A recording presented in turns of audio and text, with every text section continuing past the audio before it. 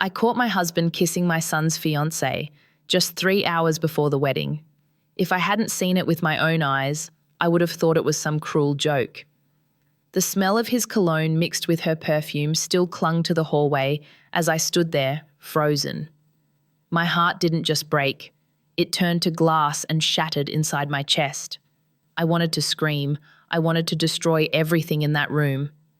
But before I could move, my son appeared behind me. His face was pale, his eyes dry and burning. "Mom," he whispered, "I already know, and it's worse than you think." In that moment, the world went silent. The church bells in the distance, the crashing waves outside, even the ticking of the clock, all vanished. There was only the sound of my heartbeat, heavy and hollow, reminding me of one thing. The people I loved most had buried a knife in my back, together. That morning, the sky over Bar Harbor was pale grey, the kind that promised a storm but never delivered one. I woke up before sunrise, long before the alarm rang. The house was too quiet, too still, as if it knew something I didn't. I told myself it was just nerves. Every mother feels a little anxious on her son's wedding day, right? I made coffee, poured it into my favourite mug, the one with the chipped handle Elijah painted when he was 8. The air smelled of salt and rain. For a brief moment, I felt peaceful. Then I heard footsteps downstairs. At first, I thought it was Thomas, maybe grabbing something from the car, but the voices, soft, muffled, wrong, made my stomach twist. I froze halfway down the staircase. Thomas's laugh drifted up the hall, low and intimate, and then a whisper, a woman's, too familiar, too close. No, it couldn't be. My heart began to race. I took one step down, then another, the old wood creaking beneath me.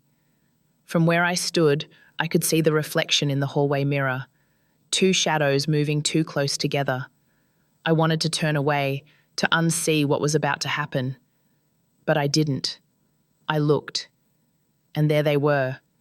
Thomas, my husband of 30 years, holding Madison, my son's fiancée, in his arms. Her white robe hung loose, her hand resting on his chest.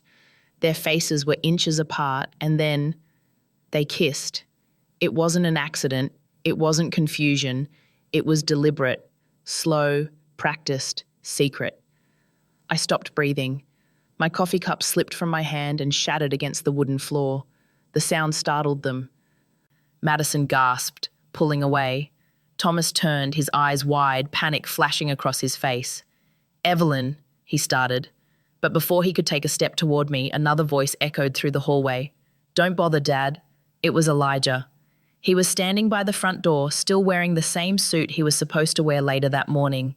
His tie hung loose, his face pale but calm, too calm. He looked at me first, then at them.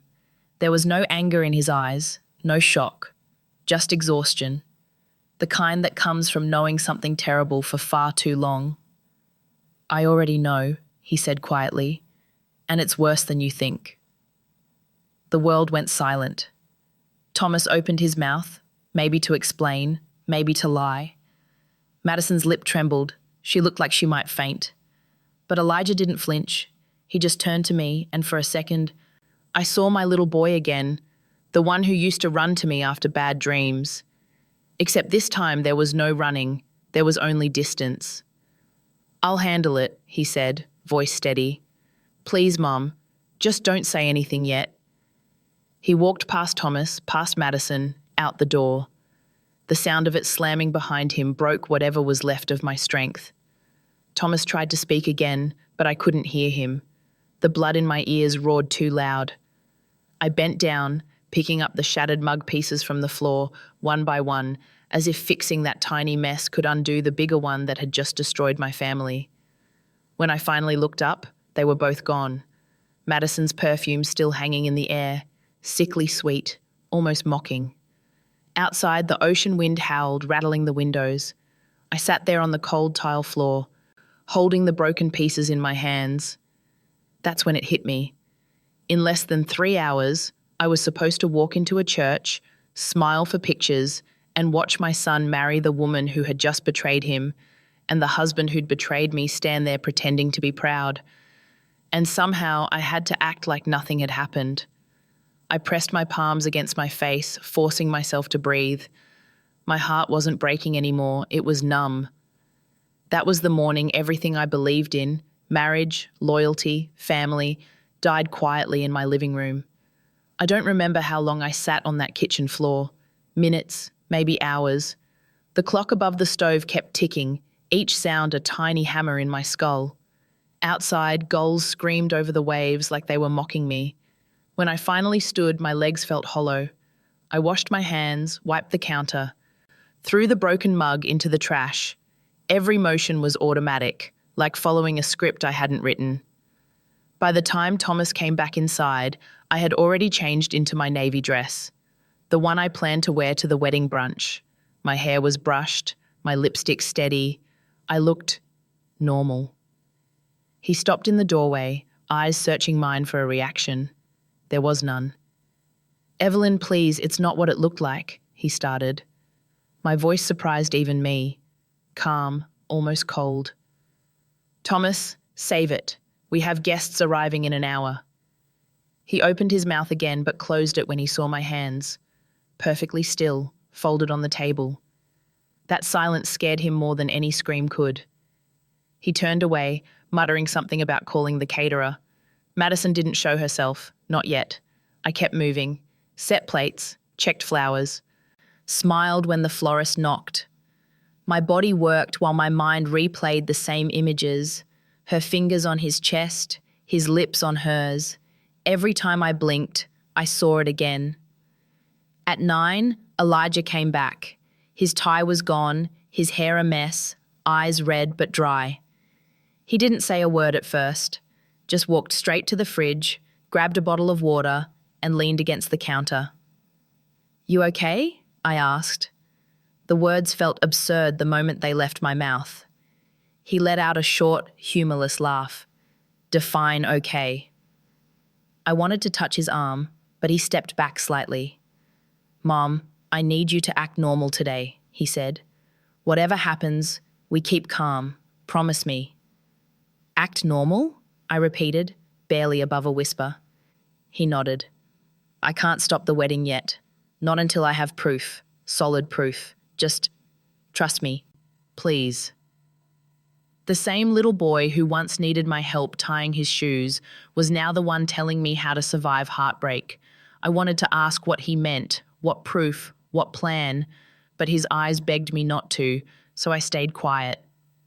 When Madison finally appeared, dressed in white silk and pretending nothing had happened, my stomach turned. She greeted me with that rehearsed, sugary smile. "Good morning, Mrs. Carter. Big day, huh?" I forced my lips to curve. "The biggest." Her perfume hit me again, the same one that had filled the hallway hours earlier.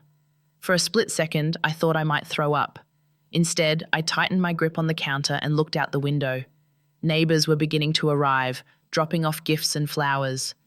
Ruth waved from her porch across the street, oblivious to the war unfolding behind my smile. Thomas busied himself with the photographer, pretending to be the proud father. He even kissed me on the cheek for the camera. My skin burned where his lips touched.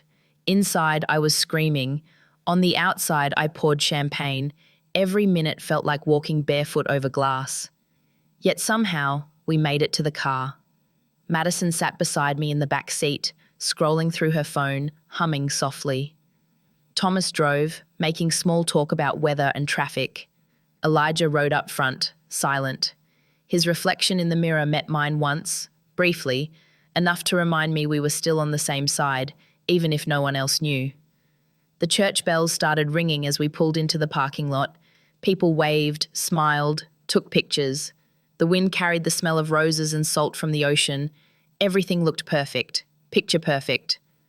And I hated every second of it. Inside the small coastal church, sunlight poured through stained glass, painting the pews in colours too beautiful for what was about to happen. I adjusted Madison's veil, my fingers trembling slightly. "You look lovely," I said. My voice didn't even sound like mine anymore. She smiled. "Thank you, Evelyn. I mean, Mom." That word, Mom, cut deeper than any knife. I watched her walk toward Elijah, who stood waiting at the altar, expression unreadable. The guests sighed softly, cameras flashing. Thomas beamed beside me, his hand brushing mine as if nothing was wrong. I stared at the cross hanging above the altar and whispered under my breath, God, if you're watching, give me strength not to destroy them all today. Because part of me wanted to. I wanted to burn the lies, to shout the truth until the walls shook. But Elijah's words kept echoing, not yet, act normal. So I sat there, my heart silent and heavy, waiting for the perfect moment when pretending would end and reckoning would begin. The days after the wedding felt like moving through fog. Thick, heavy, endless. People in town couldn't stop talking about how beautiful the ceremony had been. Every time someone said that, I smiled politely and nodded, as if they hadn't just witnessed the most elaborate act of betrayal in the history of our little town. Elijah and I never spoke about it out loud. We didn't have to. The silence between us said everything. He went back to Boston for work, or at least that's what he told everyone. I knew better. He was collecting proof. He didn't tell me how, and I didn't ask. Some truths hurt less when you don't touch them too soon. Thomas kept up appearances. He brought me flowers, cooked dinner once, even suggested we take a mini vacation after the wedding stress. His kindness was so sudden it felt like mockery. Evelyn, I know we've drifted, he said one night, handing me a glass of wine. Let's find our way back, I looked at the wine, then at him. Sure, I said softly. After all, what's marriage if not second chances? He smiled, relieved, not realizing my words carried a different meaning entirely. I started watching him carefully. The way he checked his phone, how often he stepped outside to take calls, the way he lingered over messages. The small lies began stacking up like dust on furniture, ordinary, harmless, until you noticed how much there really was. One afternoon, Ruth stopped by with a basket of blueberry muffins. You okay, hun? She asked, her eyes narrowing a little. You've been quieter than usual. I wanted to tell her everything, but instead I said, just tired.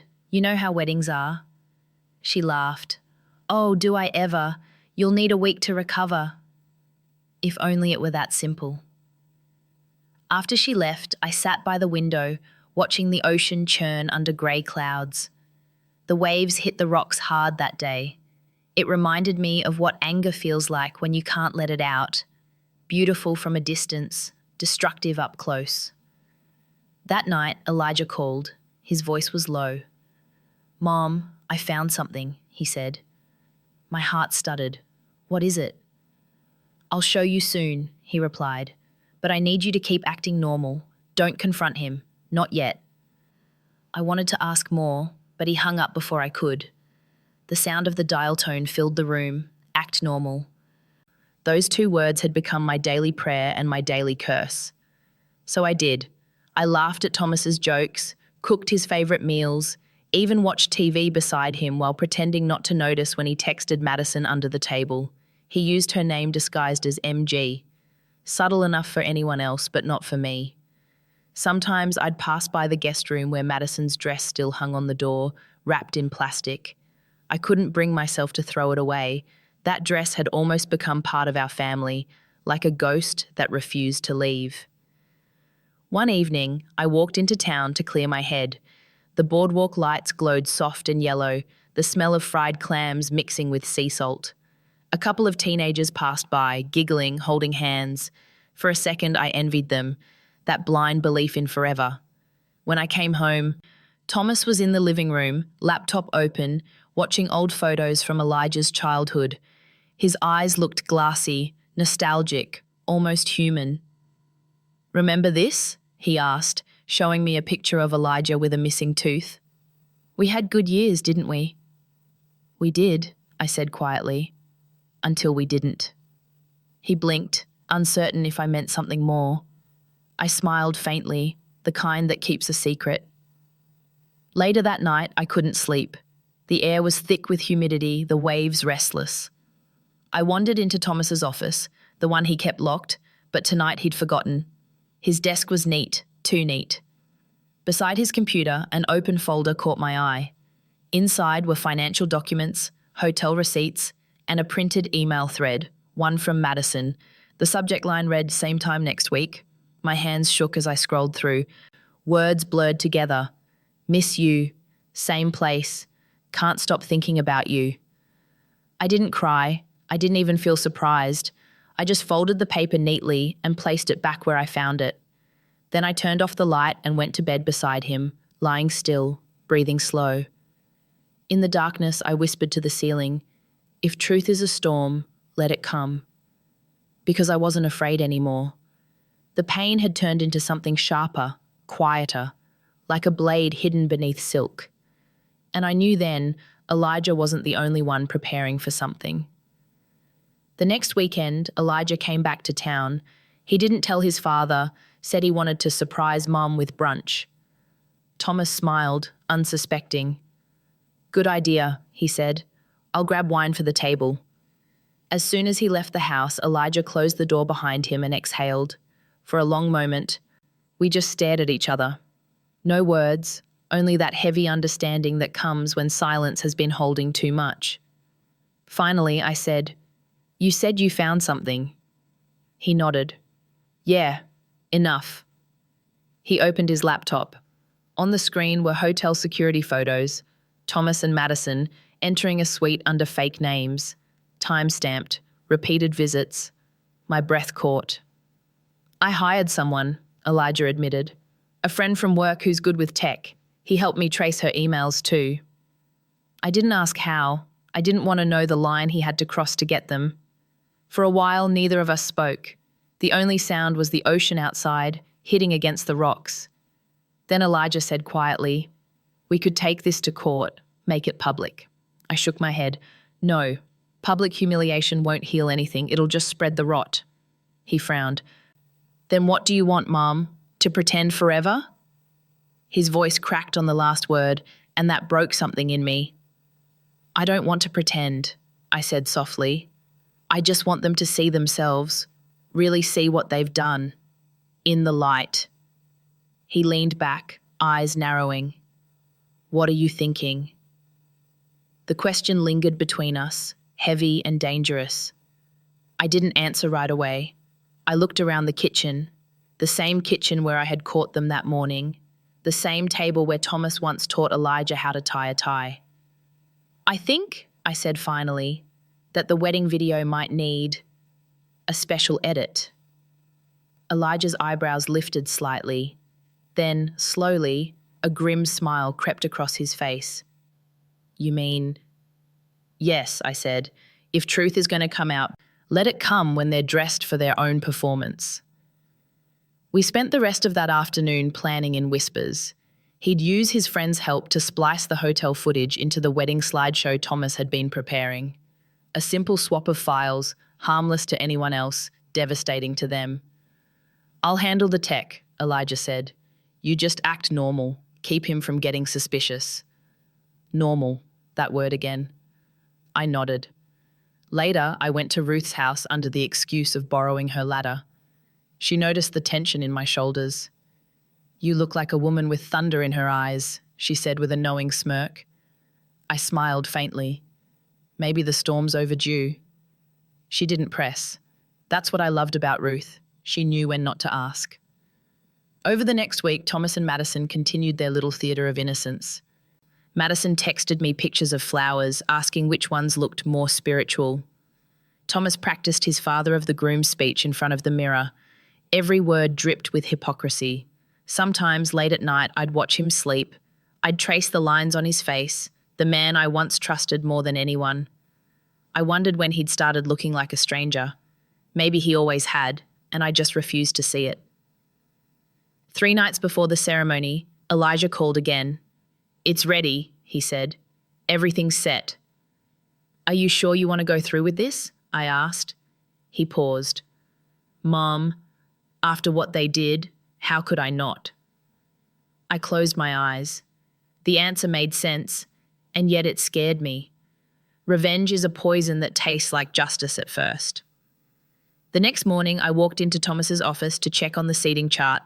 His laptop was open, slideshow queued for final review.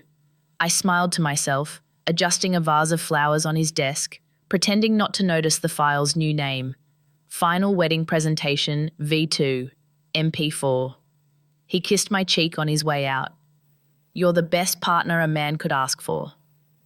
Partner. The word burned. That night, Elijah and I met at a small diner by the harbour. It was raining, the kind of soft drizzle that makes the world feel smaller.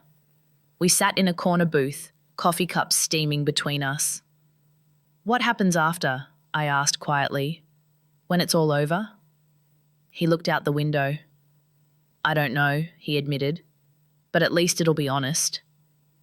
I reached across the table and took his hand. Whatever happens, don't let it destroy you, I said. Promise me that. He didn't answer right away. Then finally, he nodded. Only if you promise the same. The waitress brought our check, scribbled with a smiley face and the words, "Have a blessed day." I stared at it longer than I should have. There was something cruel about how ordinary the world stayed while ours was breaking apart. When we walked out, the rain had stopped. The moon peeked through clouds, pale and sharp. For the first time in weeks, I felt something close to peace, the calm before a storm I no longer feared. Because soon, everyone would know. And for once, truth wouldn't whisper, it would roar. The week before the wedding, the air in Bar Harbor grew thick with summer humidity. Even the seagulls seemed to move slower, like they too were holding their breath for what was coming. I spent most of those days pretending to be the perfect hostess. Lists, flowers, seating charts, all the things that make people think a family is still intact. Inside, though, I felt like a cracked mirror reflecting a life that wasn't mine anymore. Thomas was busier than ever, talking to vendors, giving orders. Madison called me Mom in every conversation, as if that word could erase the truth. Evelyn, should we add more roses to the aisle? She asked one afternoon, her voice light, innocent. Whatever you think is best, I said, without looking up. She smiled. You always trust my taste. I almost laughed. If only she knew how wrong that sounded. Meanwhile, Elijah worked quietly in the background. He called every night from Boston, making sure the video plan was secure. His friend, the tech genius, had disguised the edited clip as a thank you reel. It would play automatically when the slideshow reached the end. All you have to do, Elijah told me, is make sure Dad insists on using his laptop during the ceremony. He's too proud to let anyone else handle it. I didn't have to try hard. Thomas loved being in control of everything, especially attention. By Thursday, the rehearsal dinner arrived. The restaurant overlooked the ocean, candlelight flickering against the glass. Everyone laughed, toasted, made speeches, and there I was, sitting between Thomas and Madison, pretending to be proud while my hands trembled under the table. When it was my turn to speak, I stood, glass in hand. To love, I said, smiling faintly, and to truth, may both last longer than we expect. The room clapped. Only Elijah caught the double meaning. After dinner, he and I slipped outside. The wind smelled like rain, heavy and electric. You did well, he said quietly. They didn't suspect a thing. I don't know if I should be proud of that, I murmured. He looked at me, eyes soft but tired. This isn't about revenge anymore, Mom. It's about letting them destroy themselves. His words settled deep inside me. That night I couldn't sleep. I kept hearing Madison's laugh from across the table, the same laugh she used with my husband. At 2 a.m, I got up and walked through the house. The walls were lined with pictures, family trips, birthdays, graduations. Each frame felt like a lie. I stopped at one photo, our family at Elijah's college graduation. Thomas had his arm around me, smiling wide. I remembered how proud I'd felt that day, how safe. Now that smile looked sinister, like a mask hiding something rotten. The next morning, Ruth stopped by again. She found me watering the roses in the yard. You've been working too hard, she said, handing me a jar of homemade jam. You look like a woman keeping secrets. I smiled. Maybe I am. Ruth tilted her head. Just make sure the secret doesn't eat you alive, honey. I wanted to tell her everything, but the words caught in my throat. How do you explain betrayal so deep it changes the shape of your soul? When she left, I sat on the porch, the jam jar still in my lap. Across the street, Thomas was loading boxes into his truck, decorations for the reception. Madison was beside him, laughing again, her hair glowing in the sun. It was strange. Seeing them like that didn't make me want to scream anymore. I just felt tired. Later that evening, Elijah called again. Final check, he said. Tomorrow, everything plays out. Do you ever wish we could stop it? I asked. He hesitated. Sometimes. But then I remember what he took from you. From us. I nodded, even though he couldn't see me. After we hung up, I went upstairs to pack a small bag. Not for leaving, for after. I didn't know what life would look like once the truth was out, but I knew I couldn't stay here the same way. Downstairs, Thomas poured himself a drink.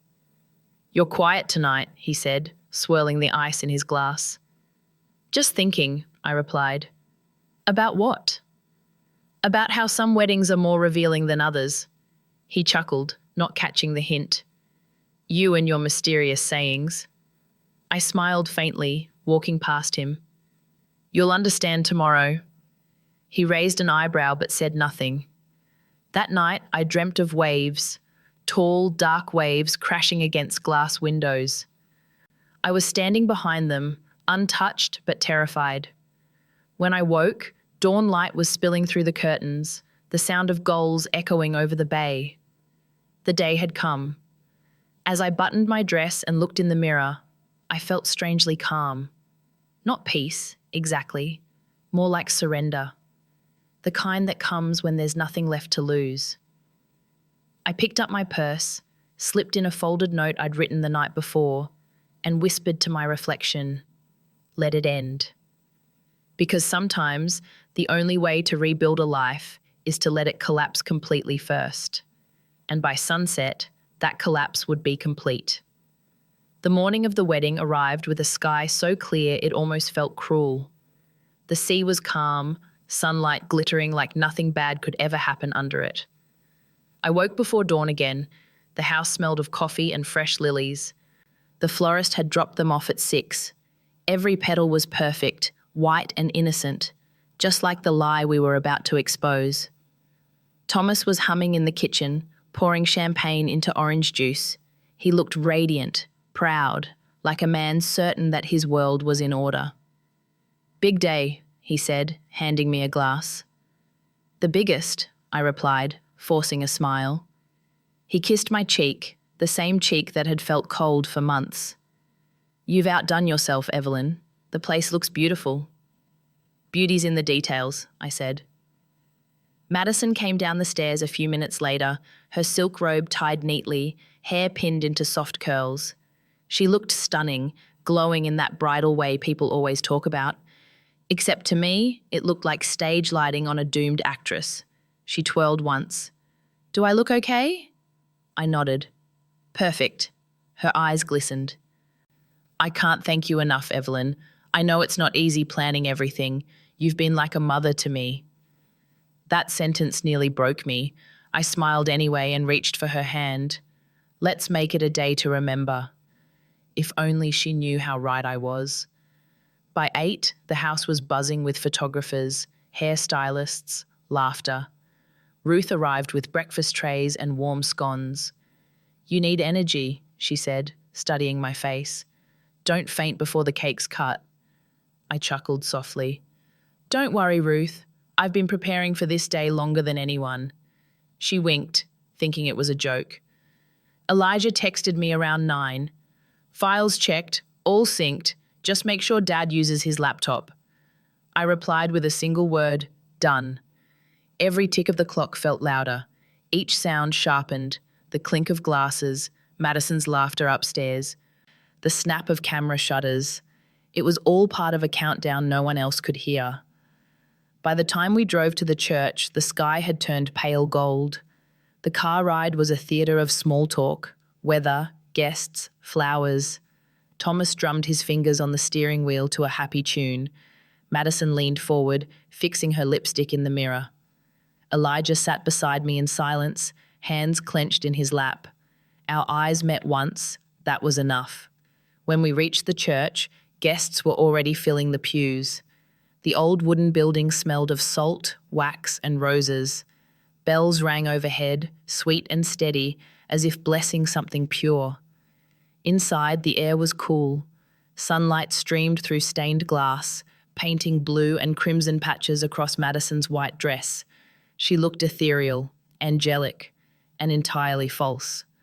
Thomas shook hands, posed for pictures, cracked jokes. Everyone adored him. They saw charm. I saw deceit polished until it sparkled. "Evelyn," he said, handing me the laptop bag. "Make sure this stays safe. The slideshow's the finale. Can't have anything go wrong." "Of course," I answered, slipping the strap over my shoulder. My heart thudded once, twice, slow and heavy. The ceremony began. Soft piano music floated through the church. Madison walked down the aisle, veil glimmering under coloured light. People sighed. Someone whispered, "What a perfect couple." Perfect. Such a dangerous word.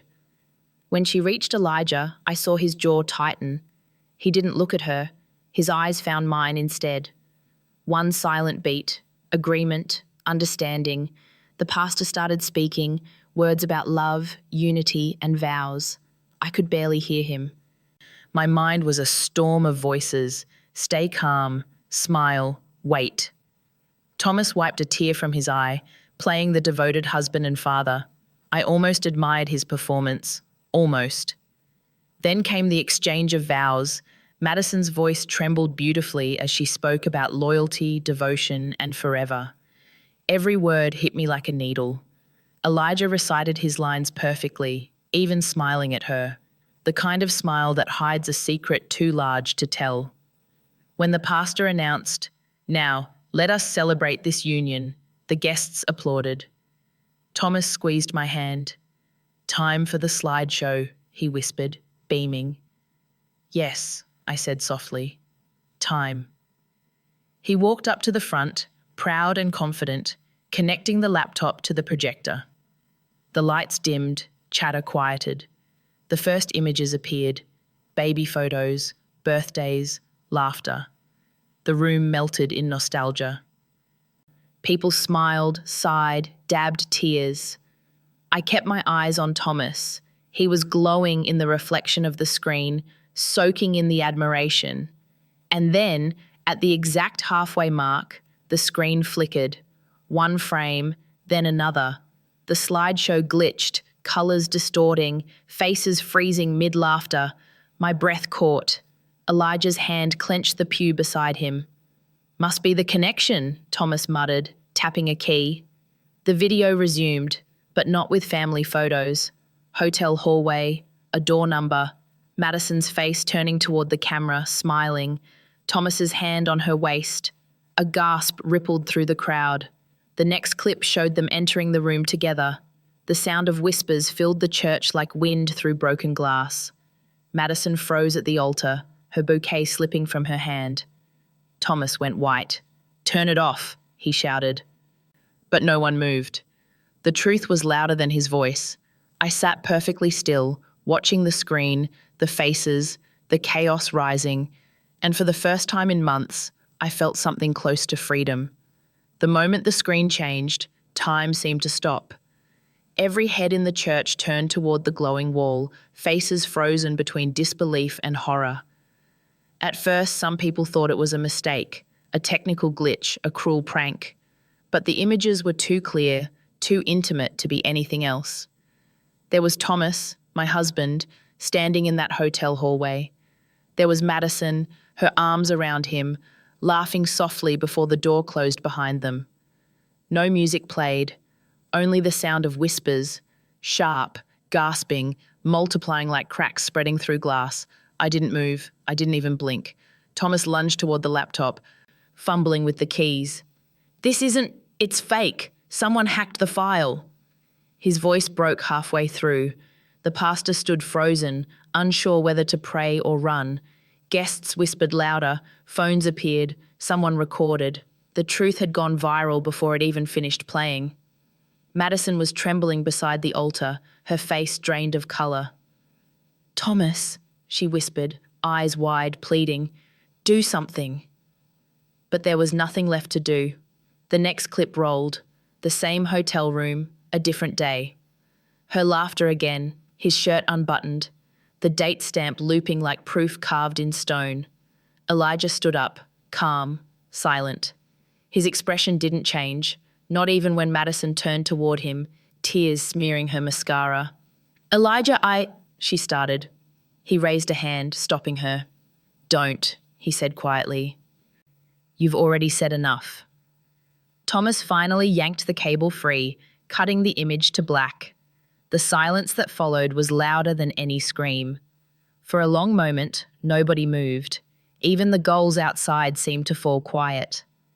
Then someone coughed. Another whispered. A chair scraped against the floor. And suddenly the room exploded. Voices, confusion, outrage. How could they? That's disgusting. At their own son's wedding? Madison's mother fainted. The pastor muttered something about taking a moment to pray. I just sat there, hands folded neatly in my lap. For the first time in months, I felt still, completely still. Thomas turned toward me, his face pale and wet with sweat. "Evelyn," he said, voice cracking, "you have to believe me. I was trapped. She came onto me. I tilted my head slightly. "Trapped?" I asked softly. "In a hotel room?" He flinched like I'd slapped him. "Elijah, please," he said, turning to our son.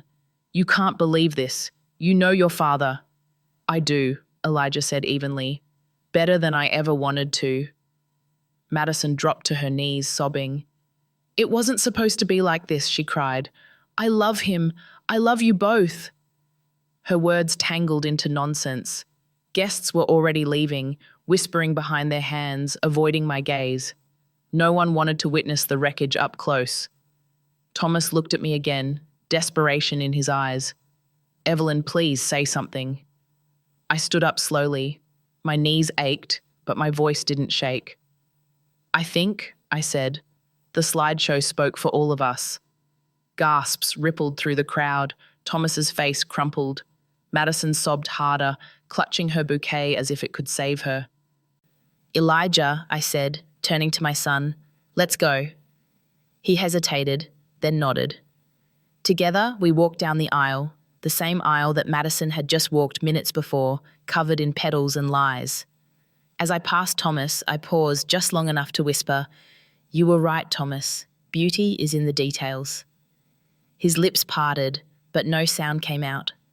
Outside, the air was bright and cold, the wind sharp against my skin.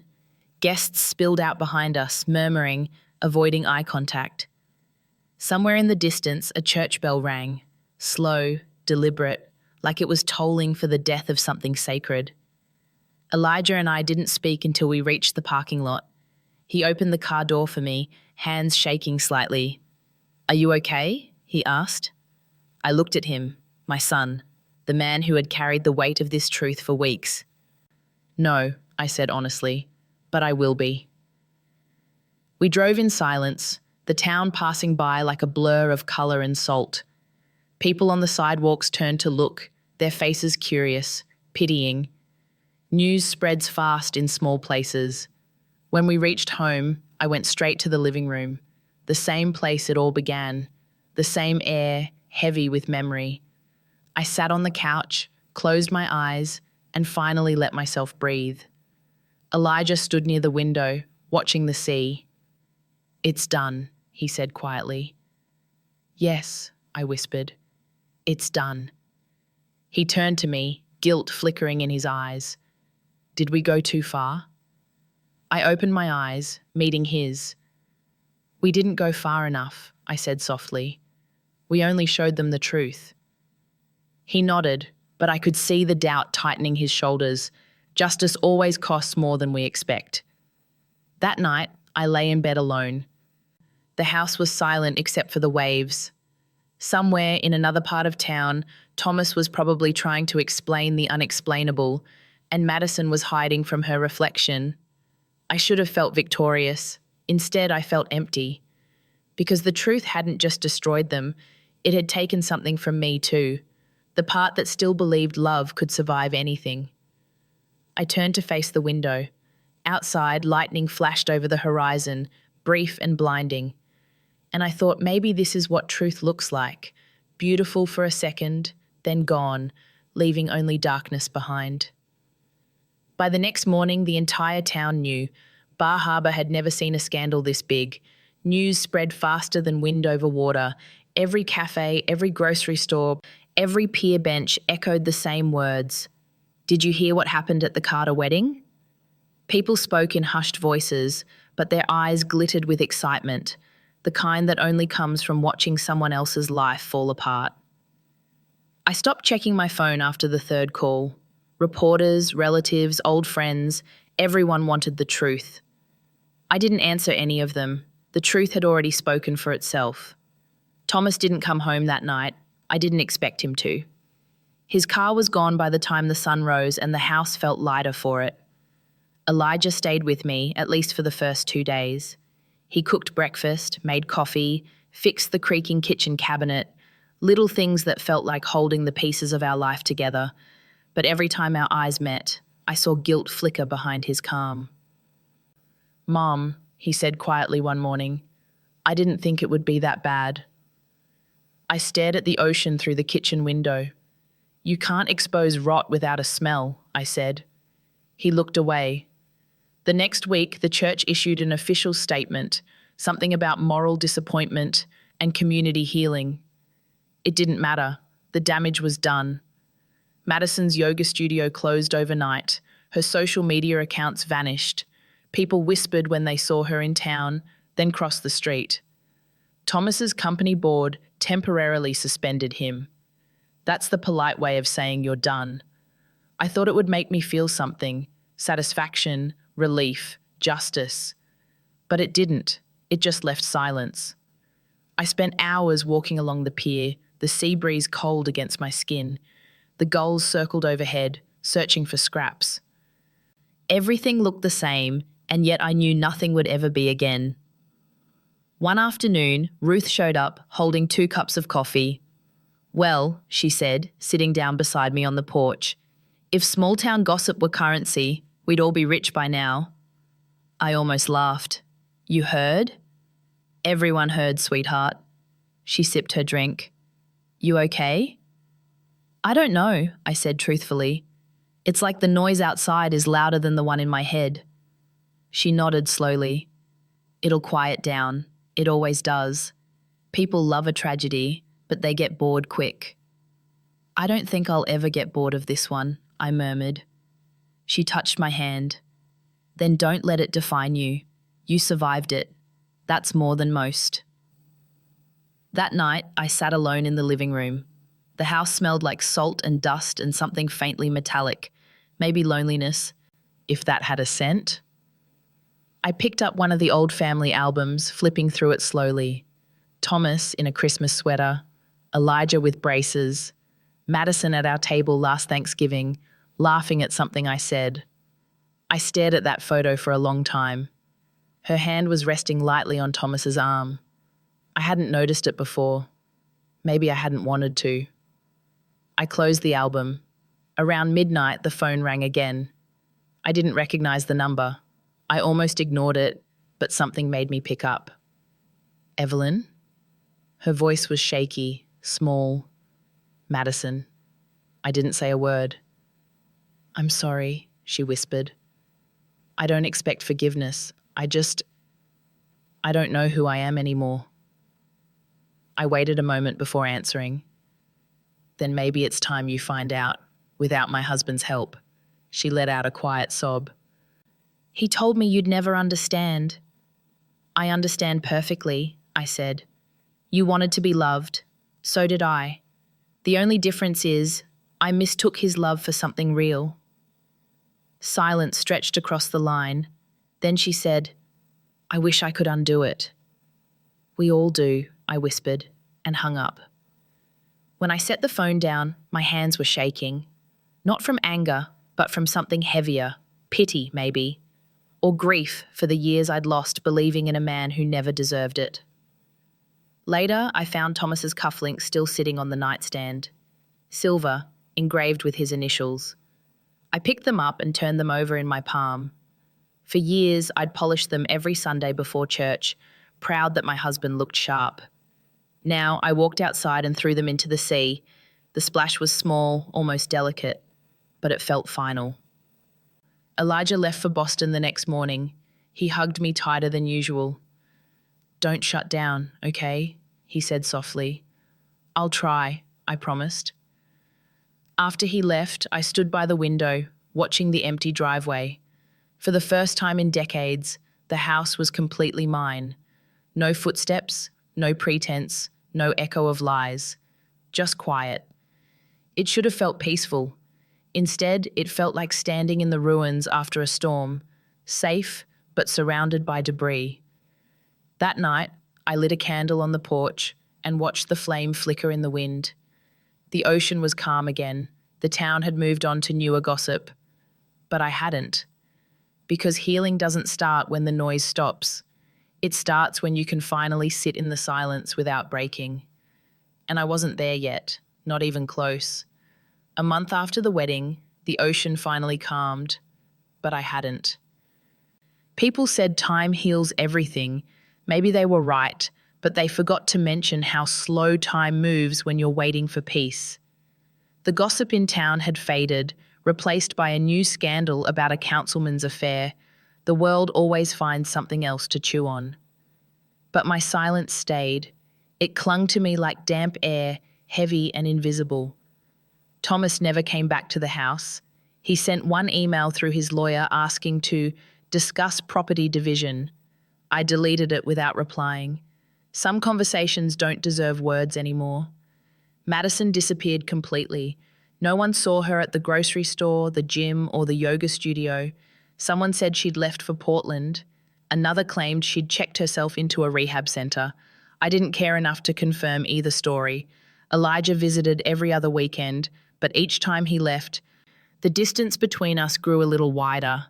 He was kind, attentive, but quieter, as if the revenge had carved something out of both of us that couldn't be filled again. One evening, while he was fixing a loose hinge in the hallway, he said, I don't even dream anymore." I paused, looking at him. "That's not always bad." He smiled weakly. "It is when all you used to dream about was a future." I didn't have an answer for that. After he left, I tried to fill my days with small routines. I cleaned the garden, repainted the porch, rearranged the bookshelves. I even baked again, blueberry muffins, just like Ruth used to bring me. But everything tasted faintly of nothing. The worst part wasn't the betrayal itself. It was how ordinary life looked afterward. I'd stand at the window watching kids bike past, couples walking dogs, the mailman waving. The world kept moving as if nothing had happened, as if my life hadn't cracked open in front of 100 people. Sometimes I'd still hear the echo of that church, the gasps, the whispers, the sound of my son's voice saying, "Don't." I'd wake up drenched in sweat, my hands trembling. Ruth came by often. She never asked about Thomas, just sat with me on the porch, drinking tea. One afternoon she said, "You ever think about leaving this town?" I looked at the horizon, all the time. "So why don't you?" "Because," I said slowly, "you can't outrun what's already inside you." She didn't argue. She just nodded and patted my knee. That's why I loved Ruth. She didn't fix things. She just let them breathe. One night, a storm rolled in from the bay. The wind rattled the windows and thunder cracked over the roof. I sat in bed, listening. It felt almost comforting, like the weather was finally catching up with the chaos inside me. At some point, I got up and walked to the kitchen.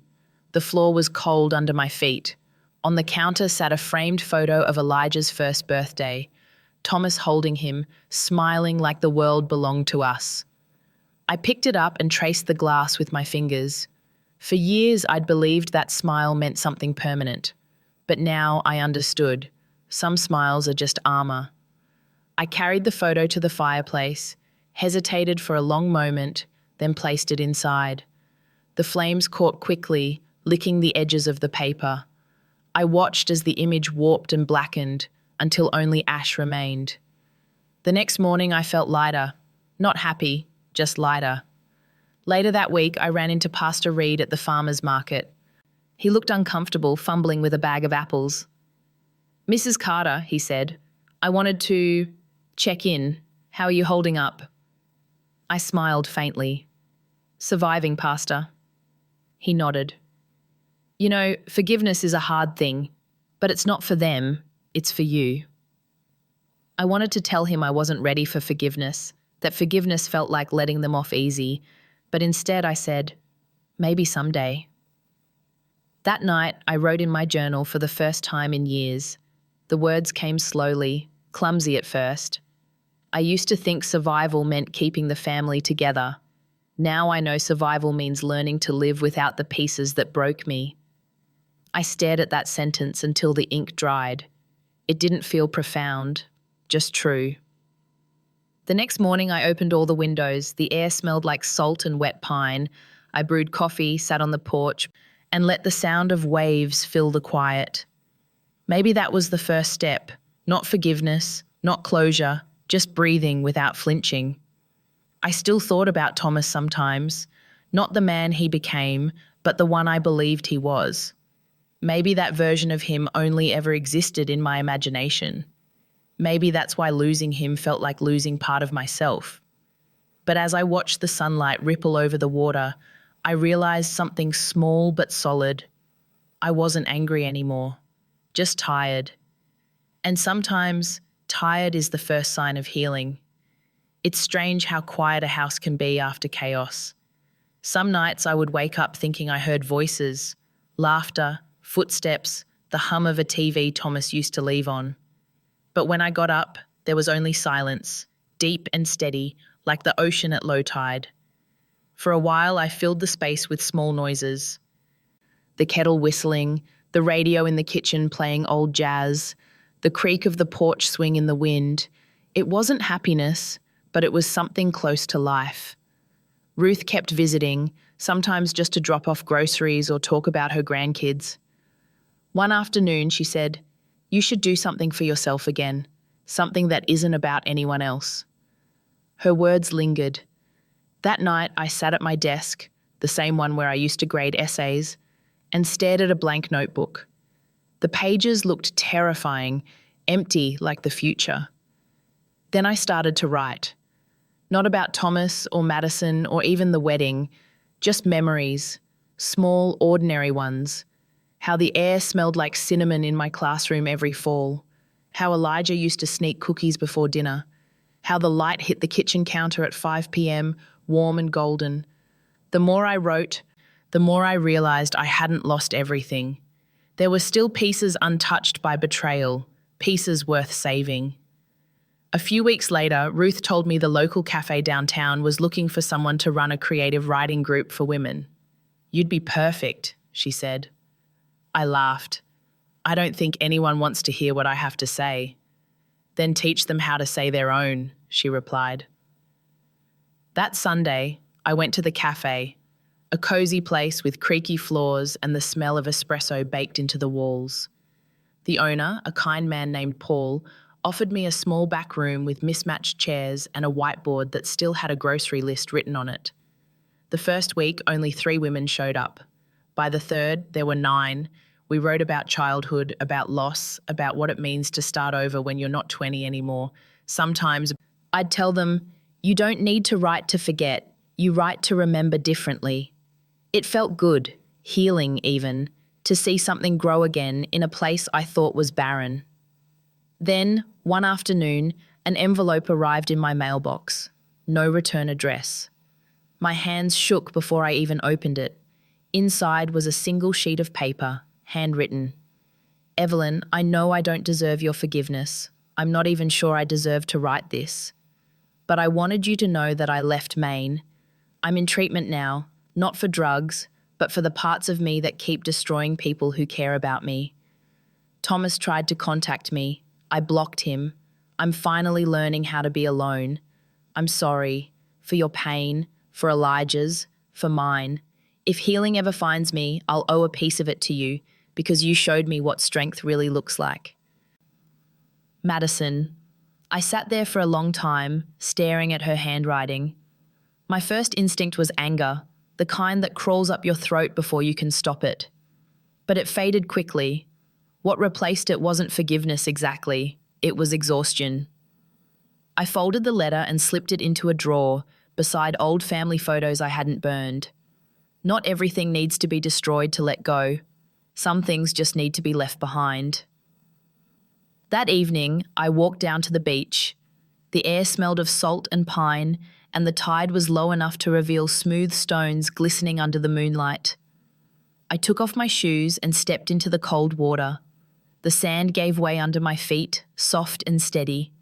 For the first time, I didn't think about the wedding or the lies or even Thomas. I just listened to the water, the wind, the rhythm of something larger than pain. When I went home, I sat by the window and wrote one last line in my notebook. Healing doesn't mean forgetting.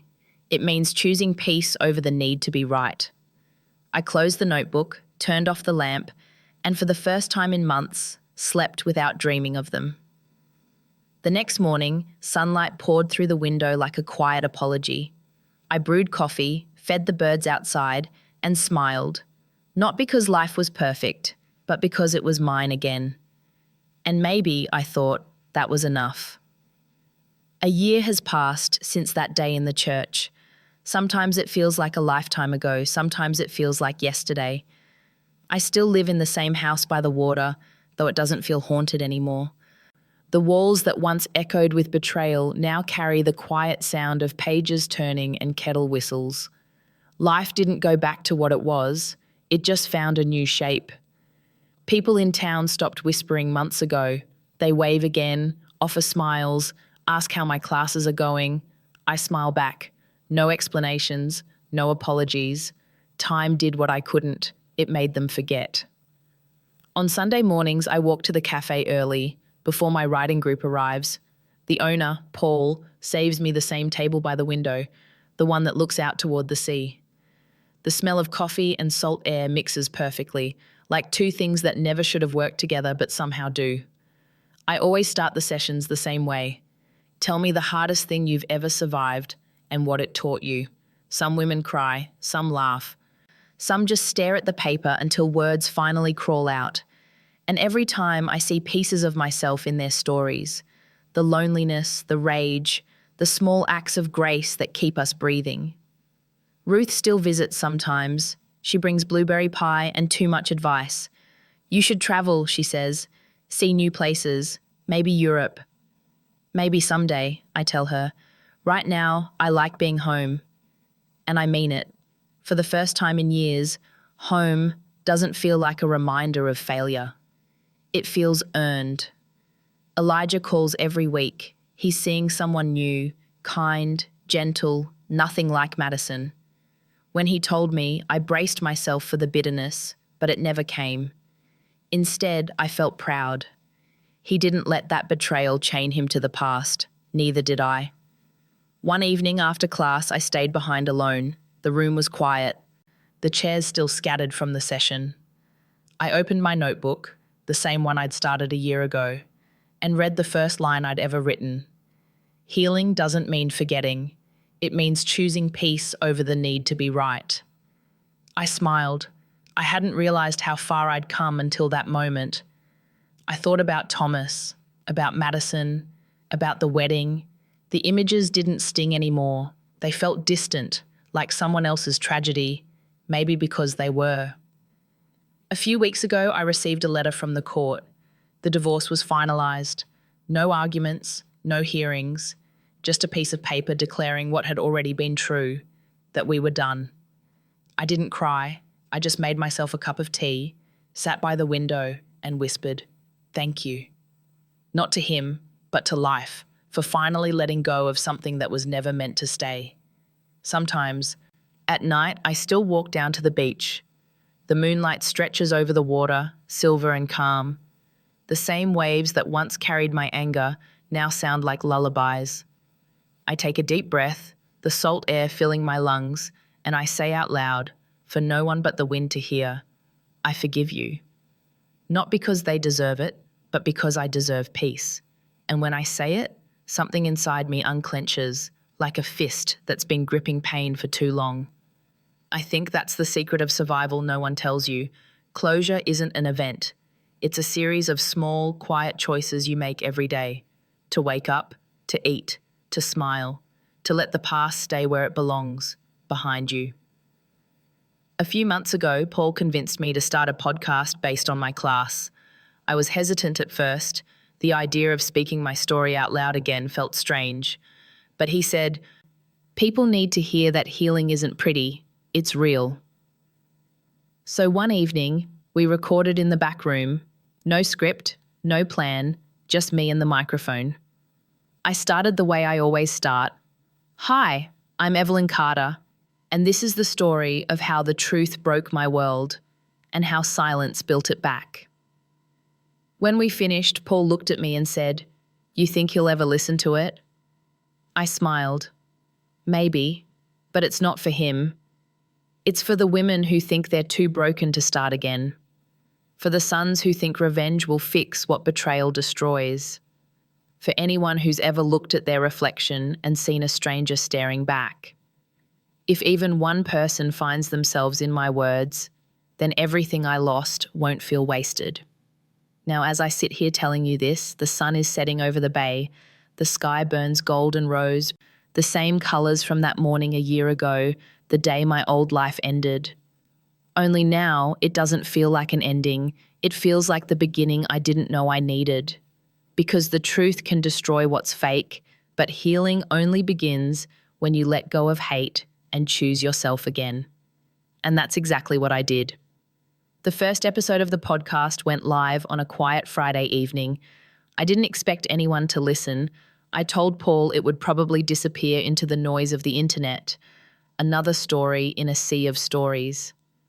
But by Sunday morning, my inbox was full.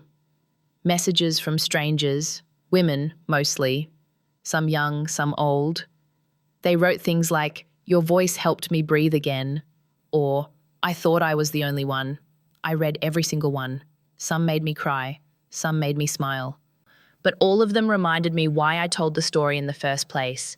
Not for revenge, not for pity, for connection, because pain loses power when it's shared honestly. The following week, Elijah came to visit. He brought flowers, yellow tulips, my favourite, and a small box. "It's for you," he said, setting it on the kitchen table. Inside was a silver bracelet with a tiny charm shaped like a wave. "For surviving the storm," he said quietly. I touched the charm, tracing its smooth edge. "You didn't have to."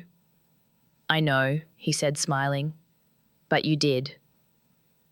We sat on the porch drinking lemonade, the afternoon sun painting everything gold. He looked healthier, calmer. The lines around his eyes had softened. I realized, for the first time, that my son was no longer broken. He glanced toward the ocean. "Do you ever think about him?" "Thomas?" He nodded. "Sometimes," I admitted. Not with anger, just curiosity, like wondering about a movie I stopped halfway through. Elijah laughed softly. "That's very you." Later, when he left, he hugged me tight and whispered, "You did it, Mom. You found peace." I didn't answer, but I knew he was right. Peace doesn't arrive all at once. It creeps in quietly, like dawn light under a closed door. That evening, I walked down to the beach again. The tide was coming in, slow and rhythmic. The air was warm, carrying the faint scent of lilacs from Ruth's garden across the street. I stood at the edge of the water, my feet sinking into the cool sand. The horizon stretched wide, endless, forgiving. For months I'd come here searching for closure. Now I just came to breathe. The waves rolled in and touched my toes, gentle, persistent.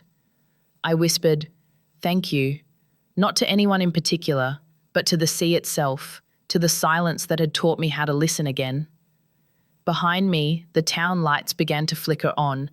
Somewhere, a radio played an old love song. The world kept turning, and for once, I wasn't chasing it. When I got home, a letter waited in the mailbox. No stamp, no address, just my name, written in a familiar hand. Thomas. I stood there for a long time before opening it. Evelyn, I know I'm the last person you want to hear from. I've been in therapy, trying to understand what broke inside me. There's no excuse for what I did, only regret. I lost the only real thing I ever had, you. I don't expect forgiveness. I just needed to tell you that you were right. Truth destroys what's fake. But maybe it also frees what's been trapped. You were my truth. I hope you find joy again. I folded the letter carefully and placed it in the same drawer as Madison's.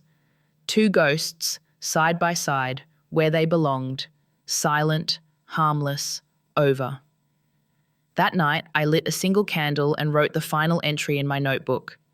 Grief is just love that has nowhere to go. But if you let it, it becomes light. Small at first, then brighter each day. I set down my pen and closed the book.